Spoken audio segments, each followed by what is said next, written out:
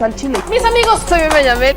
Bienvenidos a su chile favorito. Aquí las noticias o te enchilan o te dejan picado.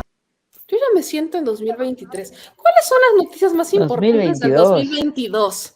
Es que ya saben cómo soy. Yo ya siento, ya veo el futuro. Yo ya Es estoy que en ya el casi. 2023. Va a haber muchas No, noticias muy importantes en el no me 23, eso digas, sí. empezando en enero, eso sí. Empezando en enero con el narcosecretario de Seguridad de Calderón, con su Les juicio ahí. digo, ya estamos adelantados. Ya, Pero ya. bueno, ¿cómo están? Primero, ¿cómo están, mi querido Alejandro? ¿Cómo estás? ¿Cómo estás, Meme? ¿Qué tal, Edwin? Pues aquí en el último México Ambidiestro del De 2022 este año. ya estamos listos. Un gusto Del estar aquí último de y un este saludo año. a toda la audiencia. Pues un abrazo, mi querido Edwin. Ahora sí, ¿cómo estás? Ahora, perdón, bien. Hola Alejandro, buenas noches, Meme, al productor, a toda la audiencia. Bien, aquí, de nuevo aquí en México Ambidiestro. Y pues, no sé, empecemos. Pues vamos a Bueno, yo darle. quería decir algo como de la Échale. tesis también, porque Arráncate ya. como Vas. yo también estuve, Yo también. o Adelante, sea, yo Edwin. también estuve, ¿verdad? Y dije lo que dije, y de ahí, reitero, no me muevo, pero sí hay ciertas cosas que hay que aclarar. Yo también dejé entrever que existía la posibilidad de un montaje, nada más que me parece que un montaje sería muy difícil precisamente de montar.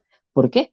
Porque habría que crear todo un archivo falso, crear todo un registro falso, crear todo un, digamos, todo el protocolo de aprobación de tesis, porque para que tú presentes una tesis, tienes que primero presentar un anteproyecto de tesis y también te lo tienen que aprobar. No es como que, ay, aquí llegué con mi tesis y aquí está y me la revisan, ¿no? No, no es así. Entonces, hubieran tenido que montar un anteproyecto, un proyecto, los registros del anteproyecto con sellos institucionales y todo, la tesis también, haber montado el año del registro. Yo no descarto que haya sido incluso un error de edición, un error de publicación. No es lo mismo el año de edición que el año de publicación, no es lo mismo el año en el que se empieza una tesis, en el que se termina una tesis. Por supuesto que otro debate que dije y que no vamos a mover es la pertinencia de una tesis en una licenciatura, incluso en una maestría, en un posgrado. Eh, lo de lo de este sujeto que probablemente tenga dos actas de nacimiento. A lo mejor no es que sean dos actas de nacimiento del mismo sujeto, sino que haya homonimia. Es hasta cierto grado normal. Uno puede encontrar pues un nombre que es muy común y que se puede repetir. Entonces, no hay que descartar eso.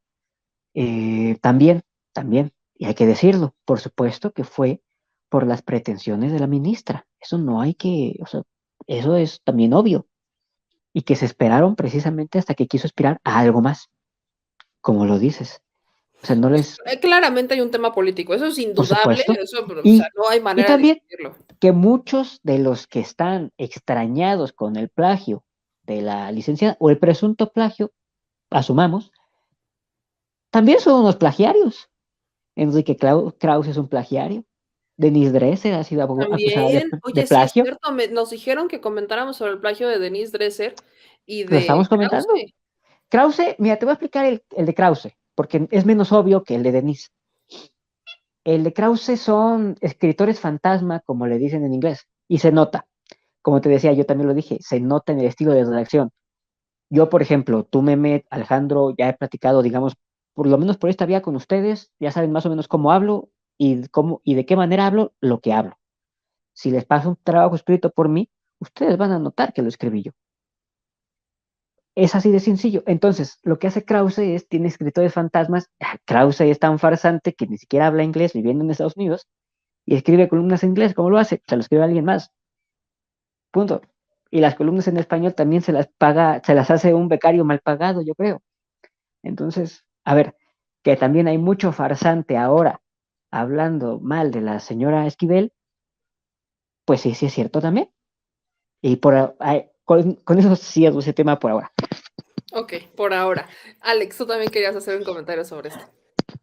Sí, creo que, bueno, en un principio el debate en torno al supuesto plagio, hasta ahorita presunto plagio de la ministra Esquivel, hasta que la UNAM no determine, obviamente, si fue o no fue plagio, creo que mucho del debate se dejó llevar precisamente por lo que los voceros de la derecha, por lo que los voceros de la oposición, justamente Krause, Denise Dresser y los comentaristas, ¿no?, de los medios de la derecha. Justamente lo que ellos articularon en medios, la narrativa que ellos articularon, fue incluso seguida por muchos pues hasta de la 4T y por mucha de la opinión pública, vamos a decirlo así, un poco más neutral. Y realmente creo que se dejó mucho de lado el tomar en cuenta, pues, cuáles son las condiciones que hay en ese contexto de la sucesión del ministro Saldívar y de la elección de la nueva presidencia de la Suprema Corte de Justicia de la Nación, porque poco se hablaba de cuáles eran las otras opciones que existen en contraste con la ministra, ¿no? No se sabe que es también el ministro Alberto Pérez Dayán, no se habló que está propuesta la ministra Norma Lucía Piña, el ministro Javier Lainez Potisek, el ministro Alfredo Gutiérrez Ortiz Mena, y de todos ellos, pues el primero, el ministro Alberto Pérez, propuesto en el gobierno de Felipe Calderón, la ministra Norma Lucía Piña en el gobierno de Enrique Peña Nieto, el ministro Javier Lainez Potisek, también en el sexenio de Enrique Peña Nieto, y el último, el ministro Alfredo Ortiz Mena, también en el sexenio de Calderón. La única propuesta en el gobierno del presidente López Obrador, pues es la ministra Yasmín Esquivel, y no solo eso, sino revisando las últimas votaciones, por ejemplo, en los asuntos de la constitucionalidad de la consulta popular, en la revocación de mandato, en el decreto de las Fuerzas Armadas para tareas de seguridad pública, el tema de la Guardia Nacional, de la eliminación de la prisión preventiva oficiosa. En todos esos temas fue muy claro, obviamente, la inclinación que tienen los ministros propuestos en sexenios pasados, que votaron en contra en la mayoría de los casos, en la mayoría de los asuntos, en contra de los proyectos que tenían que ver con acciones de la Cuarta Transformación, y la ministra Esquivel pues ha sido la única consecuente bueno, obviamente pues con el proyecto que se tiene de la Cuarta Transformación, porque incluso hasta eso se trató de señalar, ¿no?, que si la ministra formaba parte de un proyecto, pues más allá de la división de poderes que debe de haber y del respeto a la autonomía del poder ejecutivo con el legislativo, judicial y viceversa, pues eso no tendría por qué intervenir con que los actores que estén incluso en el poder judicial formen parte de un proyecto político y sean consecuentes con ese proyecto. Pero a los ultraliberales y a los neoliberales les encanta fetichizar la división de poderes, ¿no? Y eso fue algo que en el pasado nunca se respetó. Jamás hubo división de poderes, se intervenía permanentemente desde el Ejecutivo en el Poder Legislativo, se le daba línea a todos los legisladores para que votaran de forma unánime, obviamente a lo que atendía a los intereses del presidente, y también el propio ministro Arturo Saldívar ha comentado y él ha dado su testimonio de cómo fue presionado y amenazado por Felipe Calderón. Entonces, esta división de poderes que tanto fetichizan ahora los comentaristas de la derecha, pues realmente jamás fue respetada, y ha sido a partir de este sexenio que se ha comenzado a respetar esa división de poderes, incluso con el ministro Arturo Saldívar, que en muchas de las cosas coincidía con el presidente López Obrador. Entonces, pues más allá de este debate o de este falso debate sobre la división de poderes, como bien han dicho, pues el debate está en torno a un asunto político más que legal de ambas partes. Obviamente, cediendo a los intereses de la derecha, cediendo a los intereses del viejo régimen, que todavía está enquistado en el Poder Judicial, y también, por otro lado, a los intereses políticos, que tiene un proyecto como la Cuarta Transformación y que tiene un gran pendiente, que es la reforma al Poder Judicial, no solamente en el primer nivel, sino en el segundo y en el tercer nivel, para que pues, la justicia sea por fin uno de los avances de la Cuarta Transformación, y que hasta el momento pues sabemos que no se ha podido dar justamente por todas estas resistencias que todavía existen. A mí lo que me preocupa es que ya empieza a circular que, por ejemplo, el ministro Ortiz Mena está cabildeando con integrantes de la 4T para ser él el que quede como favorecido, digamos, por por la Cuarta Transformación. Y eso me lleva a ver qué tan manipulable puede ser el Poder Judicial con tal de llegar al poder. O sea, como con tal de decir, quiero ser el presidente, voy a ir a conciliar con aquellos a los que me les voy en las votaciones, con los que no estoy de acuerdo ideológicamente, que voto en contra, pero con tal de ser el presidente de la Suprema Corte voy a ir a buscar sus votos. Creo que también es de notarse ver cómo el Poder Judicial y muchos otros se aprovechan del poder que tiene la Cuarta Transformación y decir en la torre, hasta en el Poder Judicial pesa la Cuarta Transformación y mejor me voy a buscar esos votos, aunque pues no tengo cómo sustentar que vamos en, como que tengo algo que decir, vamos en la misma dinámica, ¿no?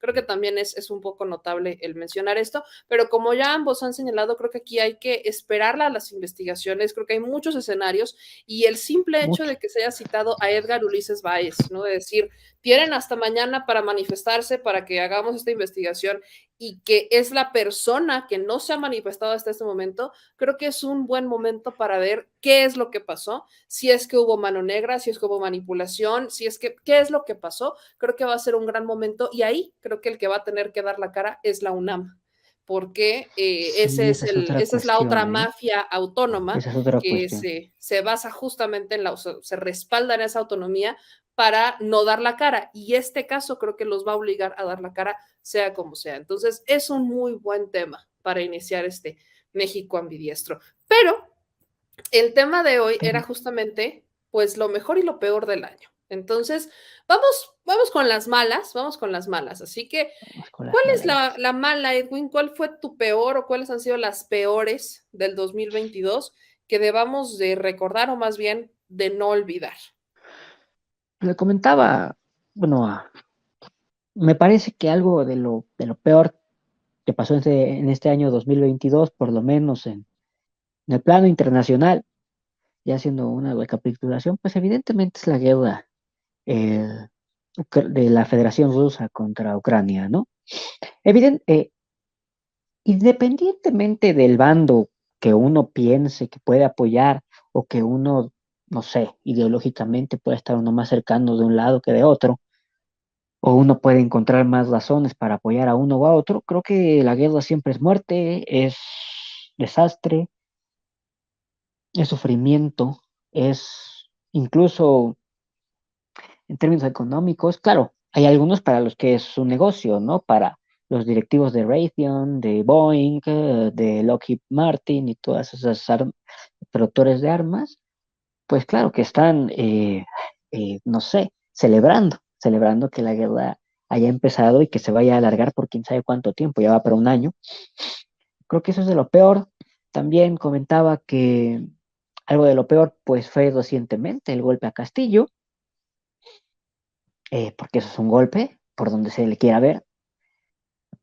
Aparte de que la estructura, digamos, político-administrativa de Perú es muy rara y da para que un Congreso minoritario declare algo que ni siquiera especifican bien las leyes peruanas, que es incapacidad moral, que es por lo que deciden sacar a Castillo, ¿no? ¿Qué es eso de incapacidad moral? Ni siquiera está en las leyes peruanas, no está señalado en la Constitución ni nada por el estilo del Perú. Y de buenas a primeras, una facción minoritaria del Parlamento puede decir, puede declararte inhábil moralmente y te sacan del poder, ¿no? Eso es un golpe de Estado, pero también era algo, es decir, la misma estructura daba para hacerlo. Y claro, existían las fuerzas para hacerlo y los agentes que deseaban hacerlo. O sea, se cruzó, digamos, el hambre con la necesidad en este sentido. Entonces, pues eso fue como de lo peor. Aquí en México hubo cosas buenas, pero bueno, también algo de lo mejor de este año pues fue la elección de Luis Ignacio Lula da Silva, Ahorita vamos con allá en las Brasil. buenas, ahorita vamos con las buenas, pero al menos las malas, hablamos en plano internacional, definitivamente la guerra contra Ucrania creo que nos va a dejar para el próximo año una inflación importante, que hablando también de buenas y malas, México es uno de los países que tiene mejor economía, por cierto, así que, mi querido Alex, vamos contigo, ¿cuáles son las malas de este año?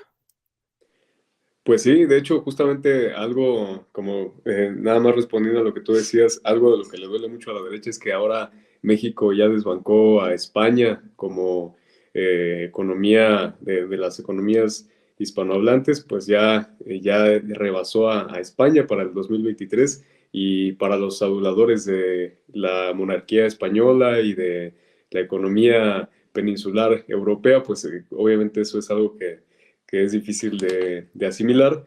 Pero bueno, pues definitivamente las malas, yo coincido con Edwin, a nivel regional han sido definitivamente pues los golpes que se han dado todavía a gobiernos populares como el de Pedro Castillo. No se ha detenido esta andanada de la derecha en contra de los gobiernos que pueden representar una posibilidad de cambio en la región, y eso, por supuesto, también involucra a México. Y ha habido pues una sincronía de los medios de toda la región para dar, pues obviamente, estos golpes en contra de tanto del gobierno del presidente López Obrador como del presidente Pedro Castillo. Vemos narrativas muy similares en los países que en este momento ya tienen gobiernos progresistas. Y bueno, pues definitivamente esta amenaza que representan los medios de comunicación, pues es latente. Y aquí en México, pues en los últimos días se ha recrudecido, no por nada. Creo que uno de los hechos más significativos es que el propio presidente López Obrador hacía un llamado a la población a alertar sobre ante un posible intento de desestabilización de su gobierno. No es casualidad, después de que se dio el atentado o el presunto atentado a Ciro Gómez Leiva, y toda esta articulación por parte de los medios hegemónicos que han tenido en contra del presidente, y que así esté en la recta final de su gobierno, así esté en la última parte, pues no lo van a dejar. Y es por eso que también que el presidente López Obrador, pues este último año va a intensificar su presencia también pública, su presencia mediática. Ya incluso ha anunciado que él va a tener mañaneras los fines de semana, que lo está considerando para el 2023. Y creo que incluso, pues más allá de las mañaneras, va a ser momento de que en el proyecto de la Cuarta Transformación y en general pues en nuestro país se vayan construyendo alternativas, y que se sigan fortaleciendo esas alternativas a los medios hegemónicos, porque en el momento en el que el presidente López Obrador ya no esté en la escena pública, pues va a tener que haber un relevo lo suficientemente capaz de contrarrestar esa andanada de los medios de comunicación de la derecha, y creo que definitivamente pues ese es uno de los grandes retos rumbo a 2023. Y ahora que ya ambos nos dieron como estas visiones de desafíos y retos que se vieron en este año, ¿cuáles son las buenas? Que pudiéramos quizás pensar en el plan B de la reforma electoral, el plan B de la ley eléctrica o la reforma eléctrica. O sea, fueron como que fue el año de los plan B, ¿no? Por el tema del Congreso. Sí. Creo que al menos podemos celebrar esto. Pero ustedes personalmente, ¿qué noticias rescatan que digan, creo que el 2022 no fue tan catastrófico, Edwin? Primera, como dijiste, y tomando un poco de la guerra en Ucrania, que bueno, la Unión Europea, al sancionar a uno de los mayores productores de gas natural, no solo de ellos mismos, con lo cual se dieron un golpe en el pie, sobre todo ahora que ya empezó el invierno, a ver cuántos se mueren de frío. De por sí siempre hay gente en Europa que se muere de frío porque no tiene para pagar la calefacción, pues ahora a ver cuánto hay más de eso, ¿no? Pero sí, esto que aumentó, pues los precios internacionales del gas natural y de tantas otras cosas que producía la economía rusa, que toda esta gente que se supone son muy doctos, no calculó que afectó, sobre todo los productos agroindustriales, los fertilizantes, que también causó que se encarecieran algunos bienes de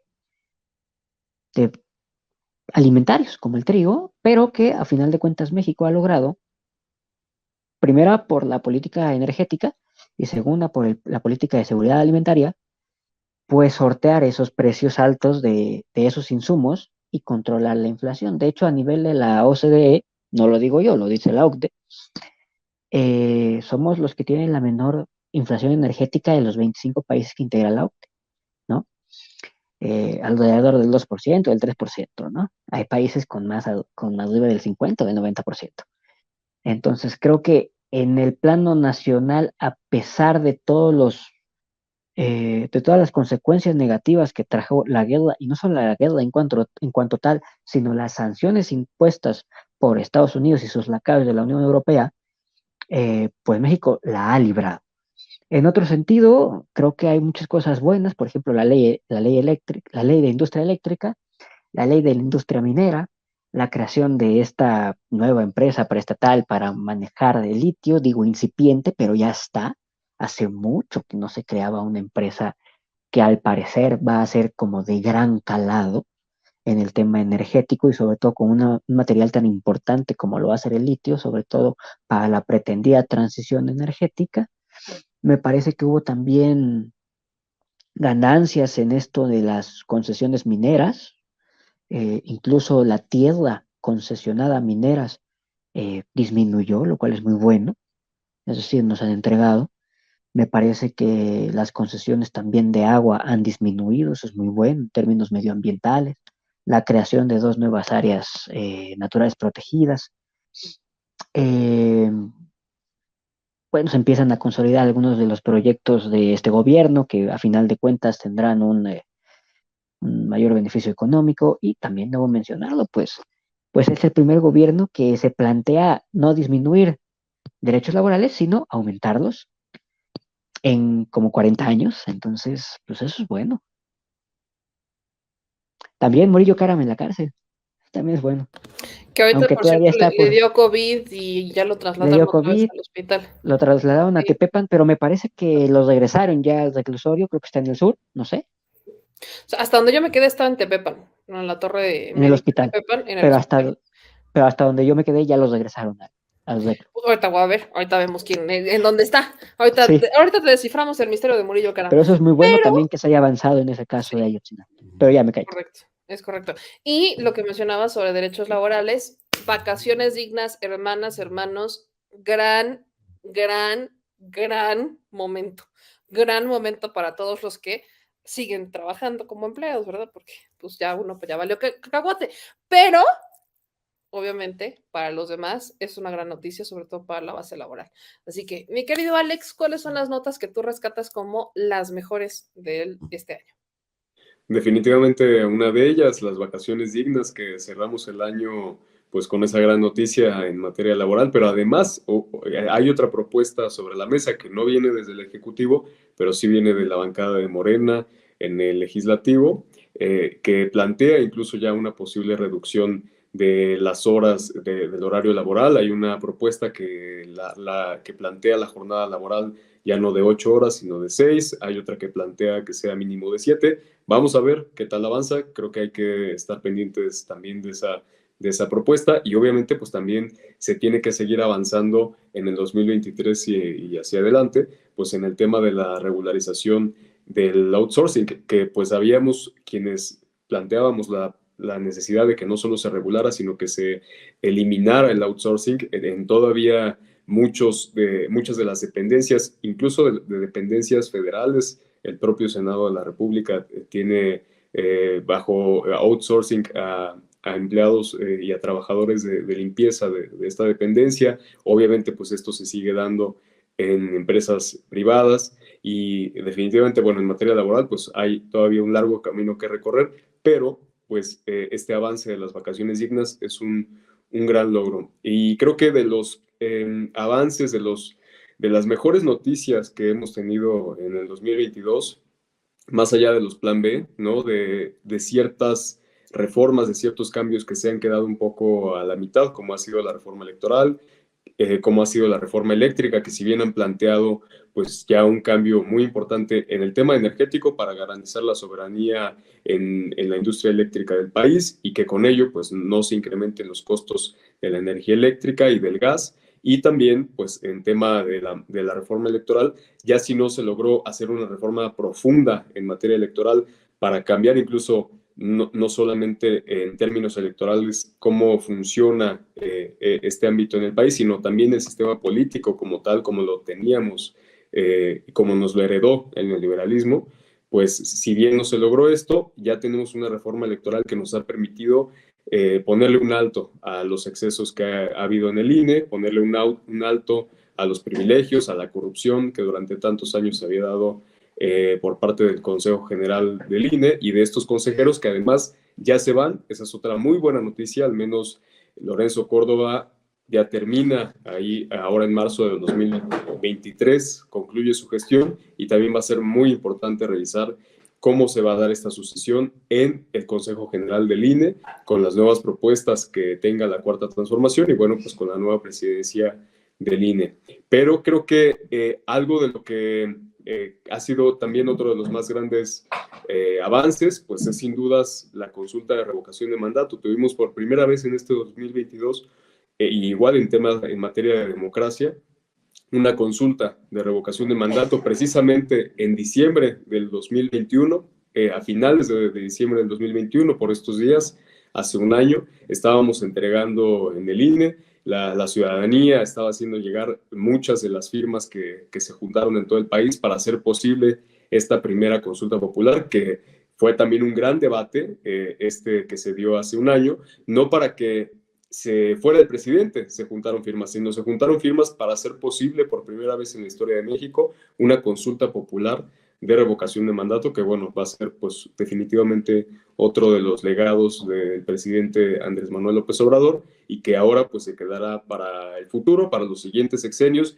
Ya ha sido implementado por gobiernos estatales, por supuesto por gobiernos estatales de Morena, y es creo que uno de los cambios más importantes que se están dando para hacer que cada vez más pues sea la ciudadanía la que pueda determinar su forma de gobierno y para cambiar también incluso a algún titular del Poder Ejecutivo en el caso de que pues esté habiendo casos de corrupción, de que haya represión, de que vuelva a gobernar en todo caso pues este grupo que se sentía dueño del país, pues ya existe este mecanismo que sin dudas pues ha sido un gran avance en materia de democracia, más allá de, obviamente, pues las reformas legales que se puedan hacer, muchas veces ahí está en los hechos, estos avances que se logran dar, pues sin necesidad de llevar a cabo reformas constitucionales.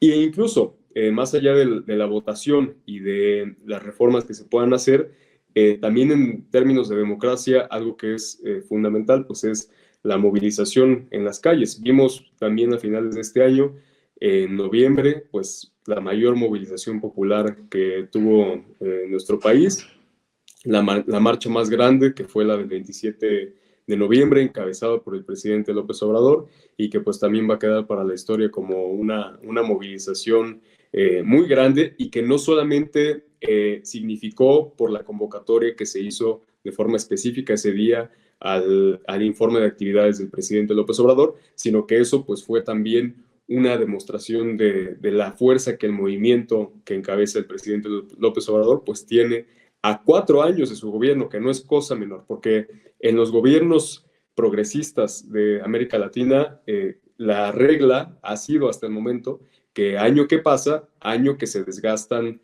estos gobiernos populares, y de hecho no solamente los gobiernos progresistas, sino gobiernos de derecha y prácticamente todos los gobiernos en el mundo, cada que pasa un año, cada que pasa un periodo, pues tienen un desgaste importante y eso es algo que no se ha visto de forma considerable, al menos en el gobierno del presidente López Obrador, porque la aprobación que tiene en sus encuestas, pues no solo se ha mantenido, sino que cada vez ha subido más y además las encuestas, pues se vio este apoyo y el respaldo popular que todavía tiene el proyecto que encabeza el presidente López Obrador, pues en las calles, que al final de cuentas es lo más importante, porque vimos unos días antes y pareció pues una jugada muy estratégica por parte del presidente, orillar a la oposición a salir a las calles, a hacer ellos su demostración de fuerza también en las calles, un terreno que históricamente pues ha pertenecido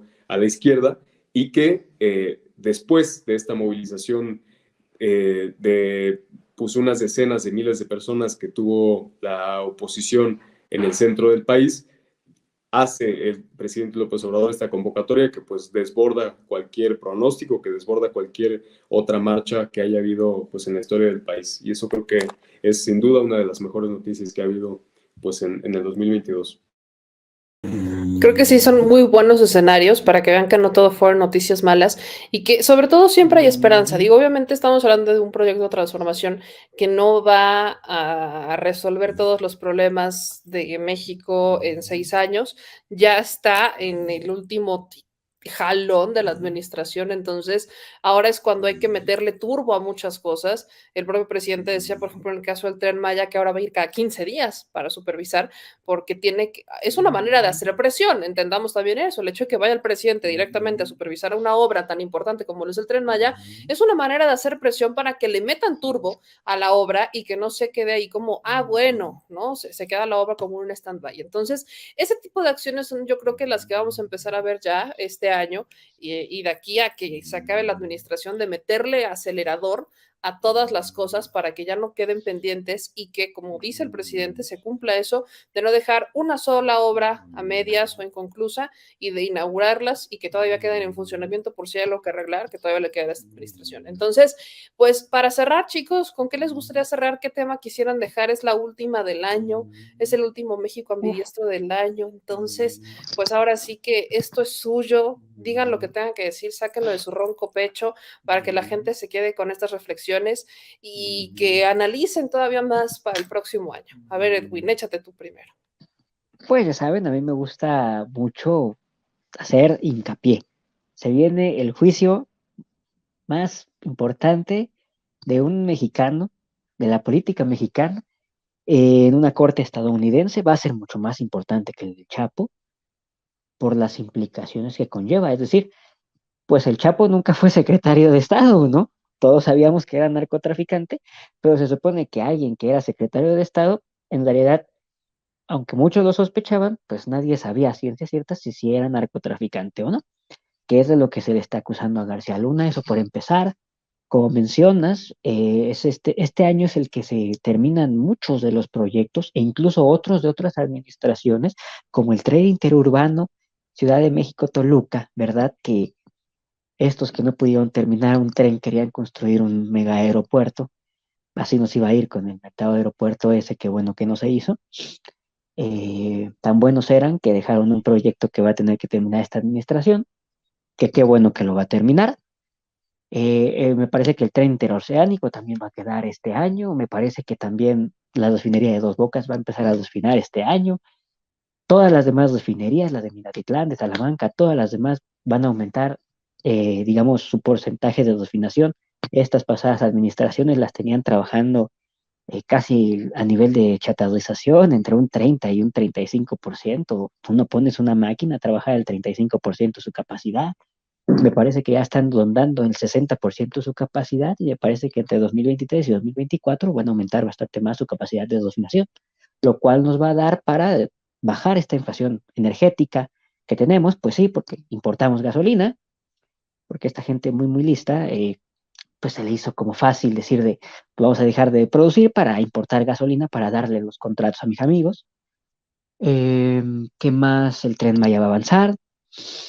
¿Qué más? Me parece que tendrá que ser un año en el que muchos de los programas implementados ya tendrán que mostrar un poco más de resultados, sobre todo en materia de seguridad. Vamos a ver cómo esta reforma de seguridad también de la Guardia Nacional empieza a dar frutos en el sentido de frenar la violencia del muy violento sicariato mexicano. La gente a veces no tiene idea de los niveles de violencia del sicariato mexicano, y los niveles de falta de capacitación, falta de personal, falta de equipamiento de las policías municipales. Estos que dicen, es que con policías municipales hay municipios en los que los policías no tienen ni pistolas, ¿no? Pero bueno, gente que nunca sale de la Condesa y de su cubículo en una universidad.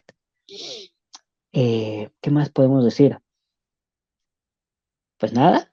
Bueno, yo con eso terminaría. Bueno, no, tengo un comentario de lo que decías al principio, de lo de los Twitter Files, evidentemente es una pugna entre gente que tiene intereses y cuáles son sus intereses. Todas estas empresas, incluido Elon Musk y Twitter, pues nada más y nada menos que son contratistas del Pentágono. Entonces, pues está en el interés de Musk que le den más contratos con el Pentágono a él que a sus competidores. Entonces, básicamente es por lo que uno los filtra y por los que los otros tratan de no hacerle el caldo gordo porque a ellos no les conviene y al único que le convendría es a Musk. Pues nada más. Y lo de la ministra, algo. No hay un procedimiento para removerlo. Es decir, en el peor de los casos que se le removiera el título, es la única manera en la que la podrían remover de la Suprema Corte, aunque no termine de presidenta de la Suprema Corte, pero no hay procedimiento para quitarlo. Ella tendría también como que renunciar. O sea, si no le quitan el título, ella puede seguir ahí por el tiempo que le corresponda como ministra. Y creo que ya.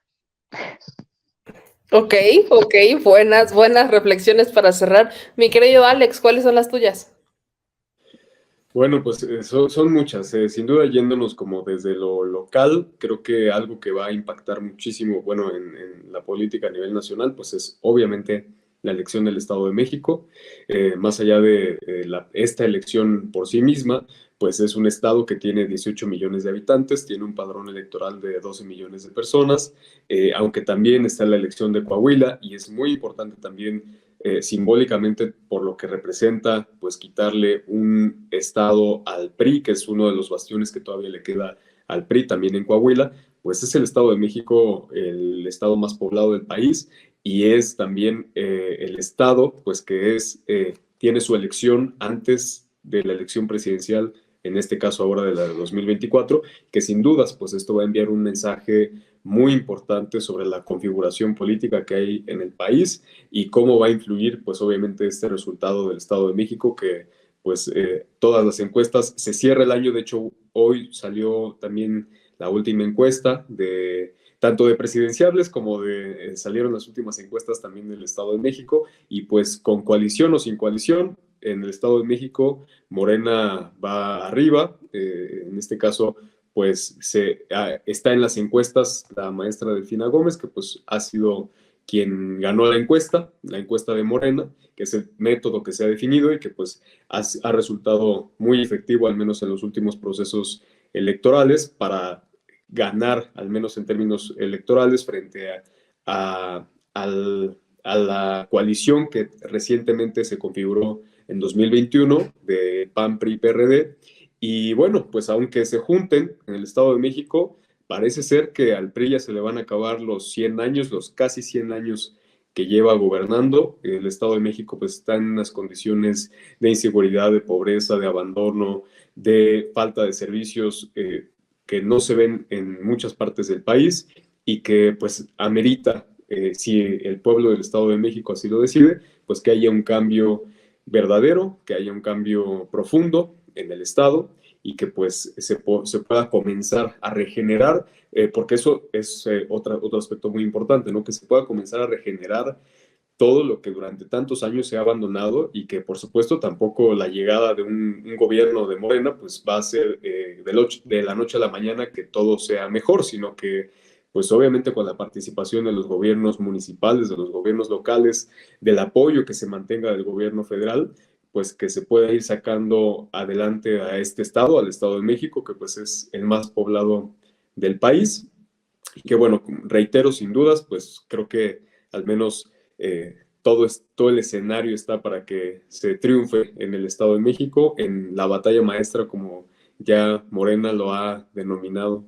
Y esto en términos locales, bueno, definitivamente, como ya decíamos, pues también en términos nacionales, va a ser el año en el que se define la encuesta también de Morena.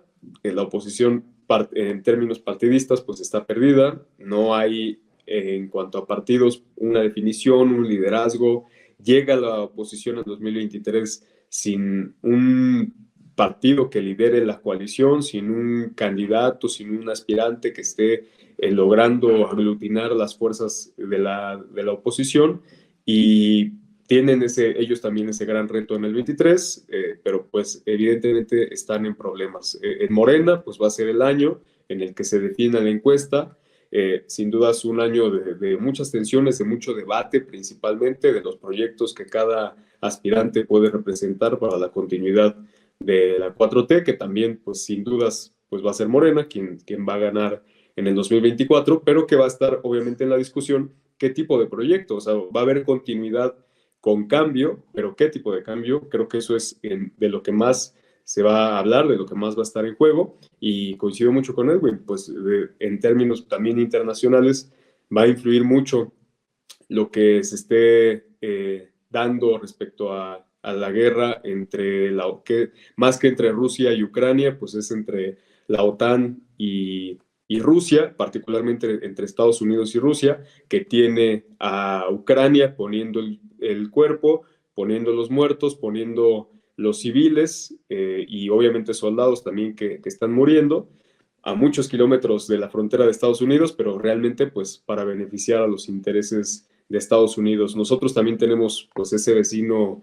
en el norte que pues está tratando de recuperar su hegemonía en la región, que tiene por un lado la vista puesta allá en Rusia, en ese límite entre la Unión Europea y la Federación Rusa, pero también pues no pierde de vista la configuración que hay en América Latina, y eso también creo que va a jugar un papel importante respecto al proyecto que tiene el presidente López Obrador también para este año, y que de hecho en los primeros días de enero pues se va a recibir aquí a Biden y a Justin Trudeau, pero pues que es también parte de un proyecto que tiene el presidente López Obrador de consolidar una integración no solo de América Latina, sino él la entiende como de toda América, y que bueno, pues también eso merita un debate profundo, un debate bastante interesante sobre en qué términos debe darse esa integración, si debe ser económica, si debe ser parecida a lo que ha representado el Tratado de Libre Comercio, ahora el Acuerdo Comercial de América del Norte, o en qué términos, ¿no?, debe de hacerse con un país tan grande como es Estados Unidos, con un país hegemónico, y que difícilmente pues va a renunciar a estos intereses que mantiene sobre México y sobre toda la región, para seguir pues obviamente influenciando política y económicamente. Pero pues México va a tener que, y el gobierno de la Cuarta Transformación, tanto en el del presidente López Obrador como el que siga, va a tener que lidiar pues con el ir recuperando poco a poco esta soberanía que durante muchos años pues se abandonó, ¿no? Entonces creo que pues ya me extendí un poco, pero esos serían creo que los comentarios que yo tendría para cerrar este año y para empezar el